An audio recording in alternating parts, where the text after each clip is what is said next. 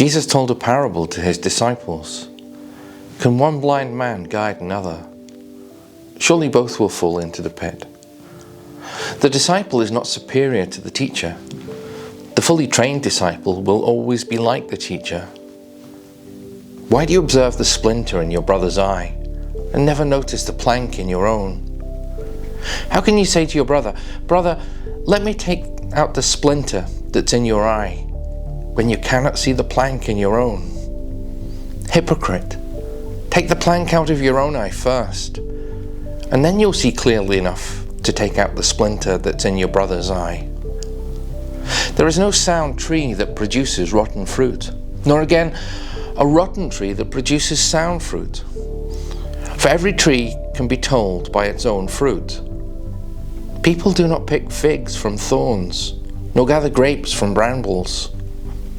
A good man draws what is good from the store of goodness in his heart. A bad man draws what is bad from the store of badness. For a man's words flow out from what fills his heart.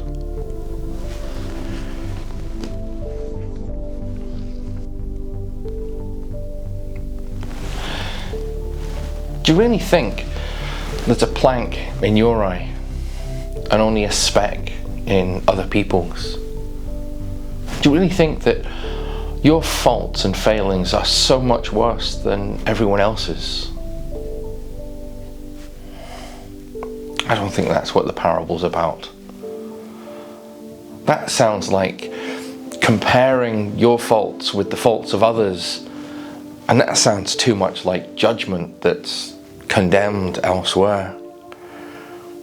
No, the plank and the splinter, I think it's not so much about who's more at fault than who.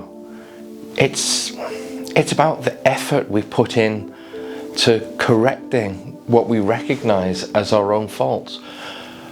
Put considerably more effort into recognizing and fixing the faults that you see in your own life. Look for them clearly, and don't worry so much about the faults of others. That's their concern. Is there ever a place for correcting the faults of others? Yeah, I'm sure there is. But as the parable suggests, maybe the opportunities to do that are incredibly rare. And remember the gospel last week. Love your enemies. Be compassionate as your Father is compassionate.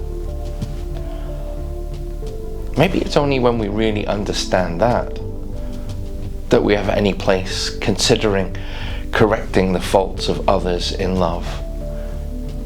It's only when we appreciate the extent of God's love for us and how in God's love we are guided by God to grow, to become free of those things that hold us back from being who we are, who we were created to be. It's only when we understand that love and the nature of God's guidance that we even come close to offering that same loving guidance to anyone else.